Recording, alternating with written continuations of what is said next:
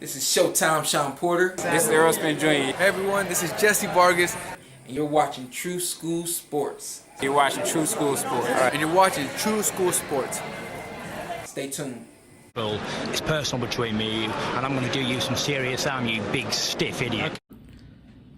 The untouchable True School Sports Empire proudly presents something the boxing game's been missing. Hey, what's going on? It's your boy BT, and I came here to talk some boxing with the thousands of True School Sports subscribers. Now, interesting stuff going on in the heavyweight division. You know, I think this news might have slipped through the cracks of everything going on in boxing right now, but I wanted to talk about it because I found this news to be quite interesting when I first read the article, and you know, my dad told me about this. I was quite interested when I heard this. Now, y'all can say the date.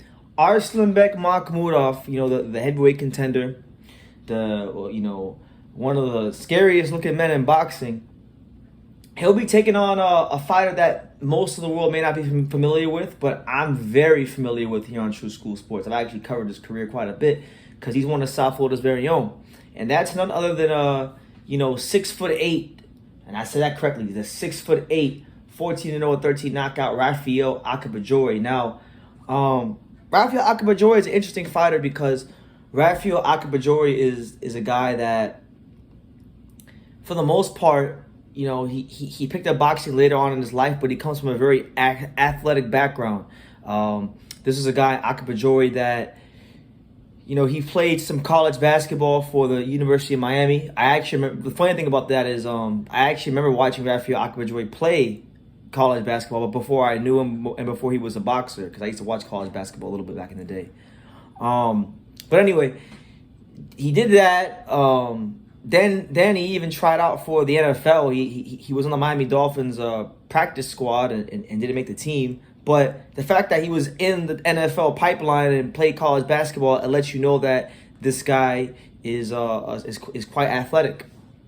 Now, also factor in that, you know, he's been trained by Glenn Johnson. I'm not sure if that's still his trainer because I haven't spoken with Raphael in about a year or so. But I do know that he did spar with Usyk. He was one of the sparring partners for Alexander Usyk in his last training camp for the Anthony Joshua rematch. So, very familiar with him. And as far as him and Makhmudov, let me tell you this. Makhmudov's a big, strong guy. You know, he definitely, in his last fight against Carlos Takam, he didn't look like that impressive. In fact, the KG veteran Takam, even being as shop-worn as he may be, he gave Makhmudov some fits in that fight. And I think Makhmudov, what makes this fight intriguing for me as a boxing fan, because on paper, right, Makhmudov should win, right? Because Akpejiori doesn't have a whole lot of boxing experience, particularly with like a lot of live bodies. The Makhmudov should win. There's a reason why, you know, his management team and his handlers picked Akpejiori, because they saw some vulnerabilities in the Takam fight. Maybe they don't think he's quite ready for the next step up, so they pick somebody that they deem to be a step below. But what I find interesting about this fight is that normally the advantage that Makhmudov has of most fighters is that he's normally taller and more physically imposing than these guys at, you know, 6'6", 240 plus pounds. But that's not going to be the case here with Raphael Akpejiori. He will actually be the smaller man, the shorter man going into this fight, as Akpejiori stands at 6'8". So I'm very intrigued to see when this fight does take place December the 16th. I'm very intrigued to see what Makhmudov does with the height disadvantage, because it's easy. Some guys can't handle being the shorter fighter when they're used to being the taller fighter and the bigger fighter and the more mature fighter. So, you know, I like that, and I really feel like for Makhmudov, this is supposed to be a routine fight for him to get him a win and move him up the rankings. For Akpejiori, I really see this as a everything to gain but nothing to lose situation, because, you know, he's built his record up to 14-0, 13 knockouts. He's taken the time to learn his craft, and I've had conversations with Raphael Akpejiori. He's taken his grind in the sport rather seriously, being that he started off late. He knows he's had to bust his behind to play catch up, so to speak.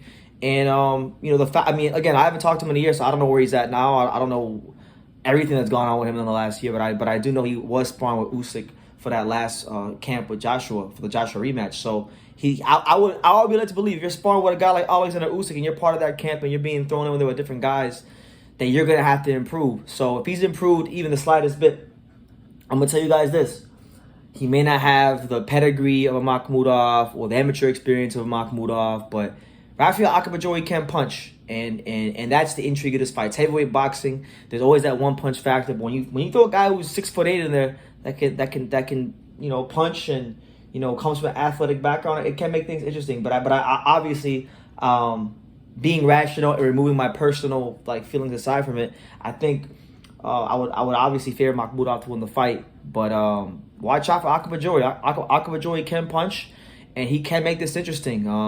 And it could be a case of maybe they picked the wrong guy, but I would lean towards Makhmudov right now. But yeah, best wishes to Raphael Akpejiori. I mean, I've had a chance to follow his career for the last 3 years or so. So I absolutely love Raphael Akpejiori, and I hope he pulls it out. But very concerning stuff from Makhmudov's team, because not so long ago they were talking about fighting for a world title shot and this, that, and the third, and now they went all the way down the rankings. They went all the way down, and they picked Raphael Akpejiori. So they got to go in there and win spectacularly. Otherwise, it'll be looked at to be a ridiculously bad fight for them. Akpejiori, all he has to do is go in there and put up a fight, and this stock's gonna go up. But obviously, we're not in boxing to take part. We're here to take over and take names. So I want him to win, man. I like Akpejiori, but I think Makhmudov wins the fight. But yeah, let me know what you guys think about this fight. If anybody knows about Makhmudov, what do you guys make of this pick of opponent? For any of the Nigerians out there, Boxing Block Center, if you watch this video, let me know what you think about Raphael Akpejiori taking on Makhmudov. I think it's a fight he can win. Makhmudov is good. I think he's very strong and he's got good pedigree, but I think he's very slow. He can be a bit mechanical at times, and I don't really class him in the same class of the Joe Joyces and the Hergovich and them kind of guys. I don't see him in that kind of class. I think he's maybe the tier below those guys. But anyway, you guys let me know what you think in the comments down below. Make sure you guys take the time to subscribe. And like I say in every single one of these videos, you can love me or you can hate me, but I'm just a kid from Dania. So until next time, take your ass. And I think True School Sports, he's the truth. One of the best the best. Ooh, the number one. Number one. Brandon, you've been there, man, and you're building up a good following with us. Thank you. And I'm proud to be a part of what you're doing too. You are spectacular, and Thank you, man. All the best to True School Boxing, and keep up the good work.